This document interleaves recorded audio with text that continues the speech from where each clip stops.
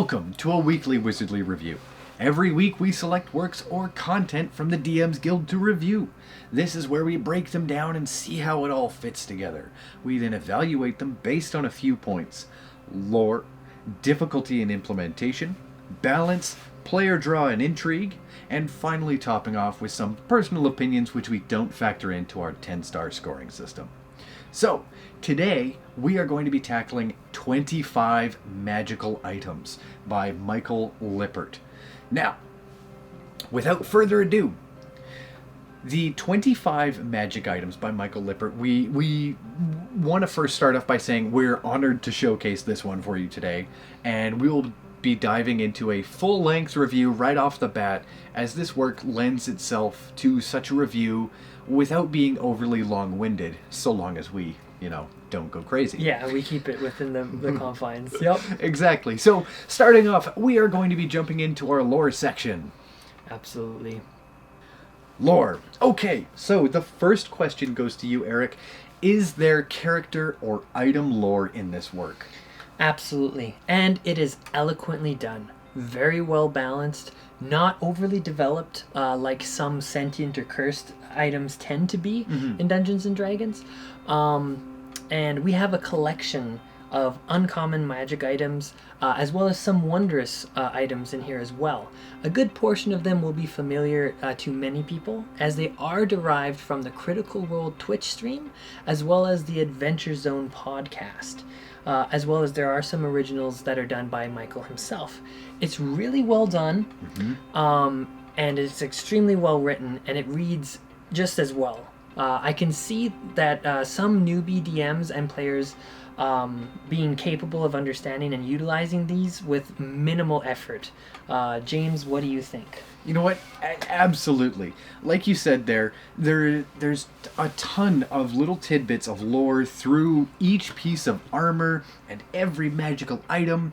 Delicious flavor text to just give enough of zest to each piece to draw you in as a DM and as a player. Seriously, wow! I would love to share all the little tidbits and fantastic ideas all wrapped up into these items, but instead, I will just urge you to check this out yesterday. Eric, over to you. Gotcha. All right, so the next question we have is there any locational lore around these items? No, and there isn't a need for locational lore. In this circumstance, to be honest, this gets a ring of that non-applicable bell from me. Eric, what about you? Yeah, I mean, I think you just really put that eloquently, first and foremost. So, really, 110% James. Just on we go. Absolutely. Okay, so our next question here is there an overall plot? So, similar to the previous question, not really. This is completely up to the DM and whatever campaign that you've got going on. Considering the type of work this is, fear not. This is not going to detract from the final score on this at all. James? Yeah, just to kind of hammer home the last point, I don't believe there's any need for a plot here. So, once again, I will ring that bell one more time. Non-applicable. 100%. Eric, on to our next question, good sir. All right, so then how would you say are the adventure hooks, if there are any, for these items? Okay. This is one of those ones where it sits on the edge of yes and not applicable. Many of these items could be used in or a part of adventure hooks, like having an NPC pull up the hood on their feathered cloak and up and transforming into a hawk, as one of the wondrous items does. And then they fly off after delivering some dire news. All of these items are well written and could be easily used in adventure hooks. Just that little tidbit. Long way. Wow. Eric? 110% James. That was like... The mind goes wild with these, but in a good way. There's plenty of guidance that's baked into these items. Based off of just their descriptions. This is, a good example of how a little can go a long way. James? You know what? I couldn't agree with what you say more. Moving along, does it have any tie-offs or loose ends? Yeah, we're starting to get a little bit of a broken record here with the last couple reviews on this one, but it is loose because it's completely up to you, the players, and the DM and the events that's going on that will dictate the story that you have around your table. So, your thoughts, James? Yeah, oh, you know what? There is one loose end. I want more! You scared me, man. Alright, so does it fit in the pre-established D&D lore? Of course, absolutely. These items can fit in almost any setting. They are well balanced, well written, and versatile, as well as not being overpowered. And they're more than capable if you're clever about it too. So yes, this does most definitely fit into the pre-established lore. Eric, your thoughts? James, you honestly nailed it right on the head. These items have a place in the social history of the hobby as well. It's great to see that somebody actually put them down into writing for us so that we can actually use these items. And the simple fact that this is free. That's right, folks. Free. Not pay whatever you want. We can't even pay Michael for this, even if we wanted to. Take my money. More on that later. But honest to God, it's just damn solid. James, like, what's our rating for lore? This was our proud moment to give a 10 out of 10 for lore. Holy cow. This was amazing. Each and every piece of equipment in this list did fantastic. Couldn't agree more. It's above and beyond the Call of Duty. It also pays homage to, where they came out of. And I thought it explained it all very eloquently. It's just extremely well done. Absolutely. Yep. So, a solid 10 out of 10 for us. Yep. And so we will be seeing you in difficulty.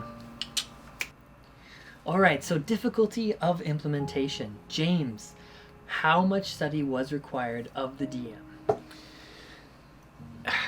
I'll be honest. When I opened this up and sifted through all the items, I was blown away at how little was needed to be studied. And how easy and quickly I was able to learn and understand and utilize these items from a DM point of view and the player side of things. Amazing, minimal effort, maximum output. Eric? You're just nailing these today, man. I'm so sorry. 110%, James. Like, I got nothing more to add other than just simply expressing my genuine relief and joy at how digestible this all was. And James, what else we got? Okay, my question to you. How much study was needed for the player side of things? Okay. Honestly, as you stated before, it was very simple just to sit down between, a DM and a player, and with the provided descriptions and maybe a little extra effort on the DM side of things, if needed for a player to understand, we're talking about 5 to 10 minutes, and someone's going to be able to make full use of these items and make them an integral part of their D&D experience and add to their memories. James? Oh boy. We truly are going to sound like broken records by the end of this. But no study. Really. Just a quick read through of the abilities and effects, and you're off to the races. So, without further ado, we shall keep this rolling. Eric? Absolutely. So, would you say that there should have been some tables or charts, DM or player guidelines? Perhaps this will be my one of my only critiques, is that I would have liked to have seen like a rarity table or a drop chance table, perhaps a little sidebar for DMs to kind of reference, so we as DMs don't just distribute loot like a grocery store as we usually do. But hey, if that's what I'm complaining about, I'm honestly still happy. So, Eric, how did you feel? Okay. Number one, I just want to say, yeah, completely agree with that point as well. I would just say just one small table there's only one small table for the mood of the talking skull. Mm-hmm. So it doesn't hamper this work tremendously, but I do agree with you that things can always be better, and perhaps it could stand to gain ever more points if there were some included in this. But I mean, for the most part, it's intuitive, especially if you're a DM who's looked over the Dungeon Master's Guide, in particular the section that covers the use of magical weapons and items. What about you, James? You know what? I'm going to move along to our next question here. Gotcha. What was the level of in-game difficulty? Okay, I would say that it does depend on your level of skill as both a player or a DM, and your ability to think creatively for ways to use the effects of the magic items themselves. Many are straightforward in their effects, but quite a few are subtler and more nuanced. It might intimidate a newer player, and a newer DM might struggle with how to govern the rules of the items and how they interact with the world via the rules as written. James, what are your thoughts? You know what? I think this one depends solely on what your DM subjected you to acquire these wonderful items. The other note to build on is the only time this could prove challenging is not quite having the experience with using magical items within D&D as a player, or how to factor them in as a newer DM. Honestly though, that is most likely, or probably a low chance of occurrence, as the way these items are built is a beautiful, wonderful plug and play, as well as an easy digestible reading addition. So let's carry on. Gotcha. So how was integrating this work into a pre-existing campaign or world? Oh, see, I could summarize in one word: easy. But let me rephrase: easy breezy beautiful dragon's lair. Honestly, it was very simple to insert these as drops in dungeons, or just an item intrinsic to your character depending on what you're doing. For example, a one-shot and you need a magical item. Grab one of these, throw it on. Honestly, straightforward. What are your thoughts? Flawless as fuck. Pardon me for using our one allotted F-bomb. But next! Okay. What type of party was this geared towards? And how does it mesh with the other group types? I'm sorry. We're keeping this in, by the way. All right. Dang. Like we said, maybe a brand new group to D&D might struggle with these. And perhaps groups who don't like the mainstream D&D or, Critical Role or the Adventure Zone material creeping into their purest homebrew settings. But otherwise, this is pretty close to a catch-all that I've seen in our reviews. What do you got, James? The only time I could see this stuff not really working in a group is, like you said, but if the DM and the players are dead set on like a dark fantasy setting and don't want the levity of some of these items introduced into their campaign. Additionally, I could see this falling short of some min-maxers or wargamers' expectations, because these items are a basic 1 to 6 level magic item and are designed with an RP base at heart. So it may not fit for everyone, but let's keep rolling. That's a really good point there. I didn't think about that, James. Yeah, so just finally, what was the payoff in-game and out-of-game? Oh, well, the in-game payoff was getting the chance to utilize these expertly crafted and designed items, seeing them used from both sides, player and DM. Additionally, the wonderful time around the table or over Skype, seeing the fun and fantastic ways to use these items in-game is truly quite fun. Go give them a whirl. Eric. Couldn't agree more. James, there's just nothing to, okay, that brings us to our wizardly rating for difficulty of implementation. I'm giving it an 8.5 out of 10. Absolutely. Right on board with you. Yeah, it's going to take a couple of those knocks just because of the fact that it is in a niche. Yep. Right? and it could be difficult to implement into some groups, and some groups might have difficulty using these items past their prescribed kind of level of play. Exactly. To kind of build on that, just before we dive into our next section, is as much as I love the Adventure Zone and I can enjoy Critical Role's work, I do understand that some people like to have that more serious RP side of things and wouldn't necessarily want these kind of entangling with that. I also do understand the wargamer and the min-maxer side of things. Like if I'm min-maxing my character to be like we had given in another review, that sorcerer dragonborn with the cold breath and the twin spell and empowerment and all that stuff, I'd have no use for almost any of these weapons or armor. Right. Now, that doesn't mean that they're not good. It just means that they don't necessarily fit each category, which is why it took those hits. 100%. Couldn't have summed it up better. Yeah. So again, something that's extremely above average and is very Absolutely. good, but just saw a couple points off of that objective criteria. So with that, we'll see you guys in balance. Alrighty, we're in balance now, so I will fire the first question towards you. Is the lore balanced within the work? Yes, I think it is balanced within the work. Every item has a serviceable description that appeals to both the senses and the imagination. What did you think about it, James?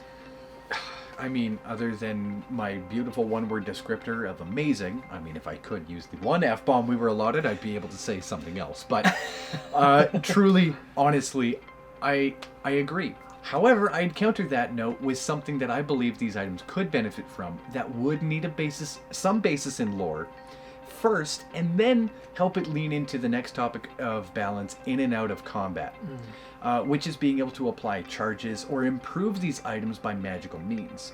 It could have been something that Michael put in himself, but this does start to borderline on a personal opinion, so I will cut it short there and simply say there is room for improvement as you scale these higher up in level.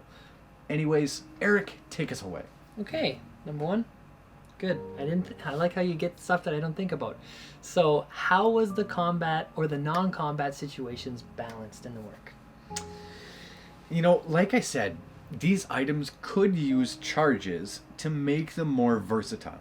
However, still following the guidelines they've set up as is, which for reference, these items and their special abilities, once used, can't be used again until next dawn. That's the staple that goes with it. However, as is, these items will fit well into a group ranging between 1st and 6th level players and definitely provide a well-rounded boon to the players. Eric? I'm going to defer on your knowledge on this one, honestly. I'd just like to say that I think that it's very effective for low-level play, as most uncommon items tend to be present at that level of play. The players could have more impact from them there in the 3 pillars of play, I think, anyways. Exactly. No, I agree. So my next question for you is, were the mechanics, fights, encounters, and items, all of that stuff balanced and flexible? Well, I think that goes back to the previous questions that we just answered and your comments there. I think they are flexible, and the mechanics of the items are balanced. Perhaps introducing charges, like you said, might give them that extra oomph to be more readily a part of a character's arsenal and their story. Yeah. James, do you got any lingering thoughts? Honestly, nothing new to be said for me. I mean, especially for fear of repetition. So, I'll pass it straight back to you, Eric. Okay, that's fair. So then my question would be, is the reward to the in-game difficulty ratio, is it appropriate? Yeah. You know, it really does depend on the level of your players. Especially when they receive these items. Within that 1st to 6th level range is truly optimum. They definitely have their perks and qualities, but beyond that level range, you might find that these items start losing their luster. However, don't throw them away. or sell them. They still have feasibility out of combat too. Eric, final thoughts. Oh, I really like that. That's a really good point. Sorry, just a sec. You know what? I'm just going to keep it easy. I'm just going to stick with your thoughts on this one, honestly, because I think you really nailed it and you just really described it well. So I was just going to bring us to our rating for balance. We gave this one a 7 out of 10.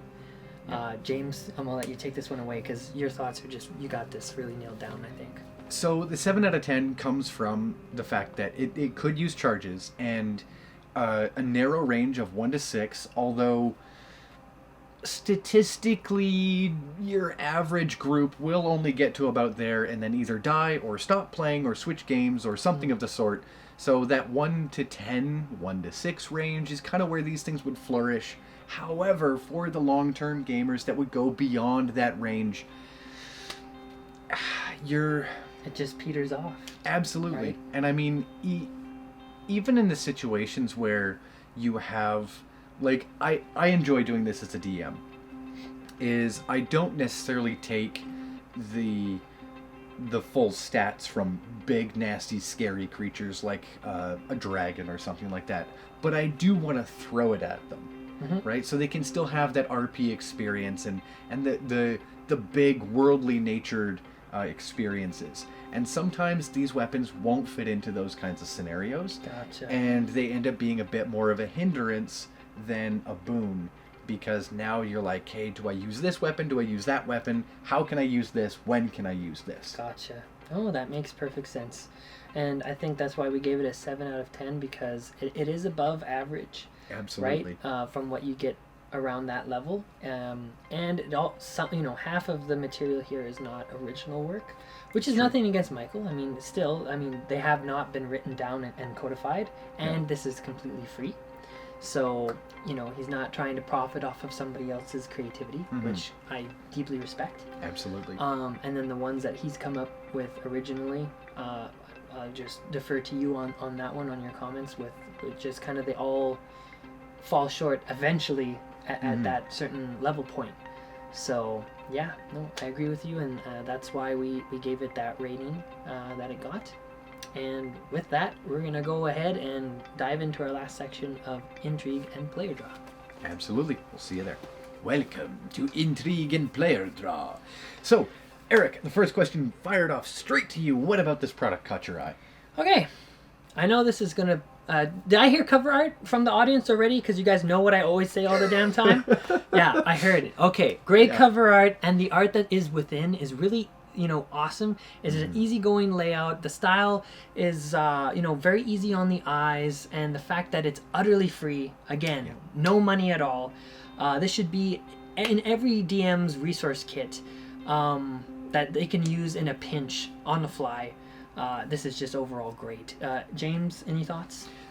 You know what? Absolutely nothing more to add from me here besides the shout out to the Adventure Zone since day one. And the fact that the artwork here is well used and the layout is expertly done. Our final question goes straight to you, Eric. Fire away. Gotcha. So when looking through the product information, what told you that this was right for your table? How can I make this very clear? Every single item.